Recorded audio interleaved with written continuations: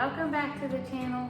So today we are going to do a canning project, and I'm going to show you how to can using the tanker. I actually have an All-American and I have Denali Canning's pressure canner, the tanker. And I have the rack to be able to stack pint-sized jars using my tanker. And so today I'm going to show you how you can chicken broth and go ahead and stack your jars if you're going to do a lot of pint-sized jars. Now, I'm not showing you how to make the chicken broth, which is really, really simple. I'll drop the link in the description for just how to make homemade bone broth. But so this video is just strictly canning it. So after you have it made and strained, and then putting it in the fridge, letting it sit overnight so that you can get the fat off the top, and then going ahead and canning it. So this video is just the canning process, using the tanker, and how to stack it. So I went ahead and made my chicken broth yesterday, and then I strained it and placed it in the fridge. This is just so that your fat can rise to the top and harden, and I can skim it off. You don't have to do that process. I just like my chicken broth to have no fat in it, and so I always do that. I refrigerate it overnight. The next morning before I can it, I go ahead and skim off all of the fat. I have my jars here nicely washed with warm soapy water, and they're waiting to be filled up. Since I refrigerated my chicken broth in the fridge, I am now reheating my chicken broth because it does need to be hot in order to put it into your jars and get it into the canner. In my canner, I have several inches of water, and I also have a rack here that I have just in case. I'm not exactly sure how much chicken broth I have here and how many jars I'm going to fill, but this is a perfect project to stack your jars. So I use pint-sized jars when I'm canning chicken broth because a pint size is the most like a can of chicken broth from the store. And so I like to be able to just do them in pints, and whatever a recipe calls for, if they call for a can of broth, then I know that I have close to that when I pull a pint off my shelf. So I always do it in pint-sized jars. By doing pint-sized jars, if I have over 7 jars, which is about what I can fit at the bottom of my canner, I can go ahead and lay this rack on top and add the remaining jars on top. Pint-sized jars can be stacked as long as you have a rack here. So we're gonna go ahead and get these jars filled up. I am going to leave a 1-inch headspace in my jars, and we're gonna go ahead and get them filled so we can get them into the canner.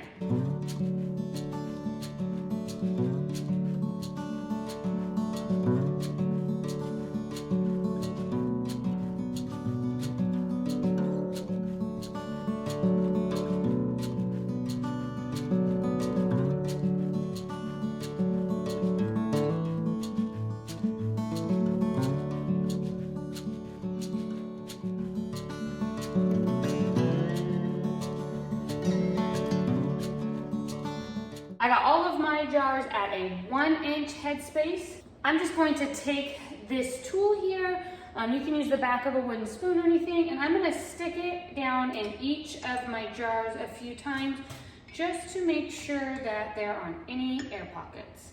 Another thing you can do, since this is strictly liquid, is just kind of pick your jar up and tap it on the counter a few times.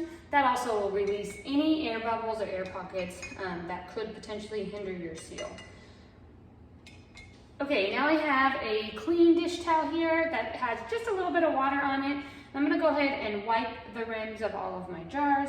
Again, since this is strictly liquid, there's not a whole lot of particles that can be on it, but you just wanna be safe and make sure that you don't go through all this work and then not even get a seal because there was a little granule of salt or something on the rim of your jar. So I just go around each one. Now I'm going to take my Denali lids here, and I am going to cap each of my jars. I had enough broth to fill a lot of jars here, so I am going to stack these into the canner, which I will have my extra rack there for it. So the Denali Canning pressure canner does come with a rack at the bottom. These additional racks that I showed you have to buy them in addition, which it comes in a 2-pack, and that is for strictly if you're going to stack your jars. So if you are never going to stack jars, you don't need this additional rack. The canner does come with the rack at the bottom. Now I'm going to take my rings here and I'm going to screw them down on each jar fingertip tight. That means that as soon as I hit resistance, I'm going to stop. You don't really want to crank them down.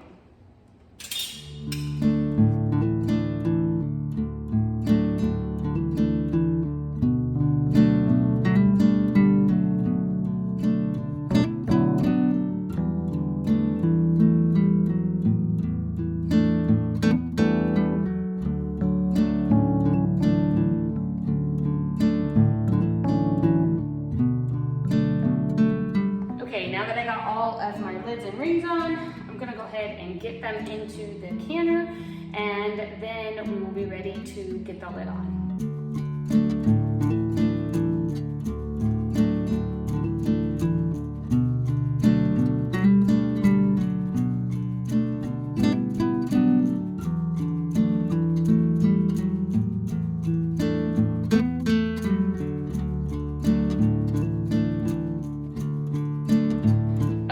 My bottom layer all in. The water is about a quarter of the way up the jars, maybe up to close to a half a way. You do not want your bottom layer to be completely submerged into water. They do have about 1 inch of space in between each jar. Now I'm going to go ahead and lay my rack right on top, and then I can get the rest of these jars directly on top of the rack. So the rack just rests on top of the jars that are on the bottom.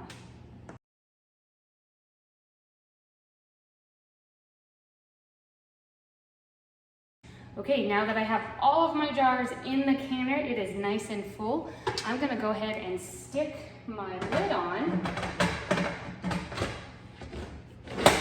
and slide it into place. Once you've slid it into place, you'll notice that I have my weighted gauge on the canner. I don't take that off ever because with the tanker, it has an automatic vent right here in the handle. So it's going to vent itself and then it's going to seal off and begin to build pressure. I am going to do 15 pounds for my elevation here in Missouri, but you'll want to check yours and have the appropriate weight for whatever your elevation is. I'm going to process these pint-sized jars for 20 minutes. Once it has reached pressure and this weight begins to hum and jiggle back and forth. I won't start that processing time until I hear that. If you are doing quart-sized jars, you wouldn't be able to stack them because they'll just be too tall, but you'll do quart-sized jars for 25 minutes. Okay, the timer has gone off, so I'm gonna go ahead and just turn my stove off. I'm not gonna do anything more. I'm gonna let this come down completely on its own naturally. Once it has came down to 0, I will let it sit there for a minimum of 20 minutes. But usually I just leave it for hours. The longer it sits, the better. And so once it comes down to 0, I'll wait a minimum of 20 minutes or longer, and then it will be time to take off the lid and get the jars out to cool completely. Once they are out of the canner and they have cooled down completely, usually I just wait overnight for the next day. Then I'll check my seals, remove my rings, and then wipe them down, label them, and get them on my shelf. It's always best and safest to store your jars without the rings on. So I always take them off after I check seals once they're cooled down completely.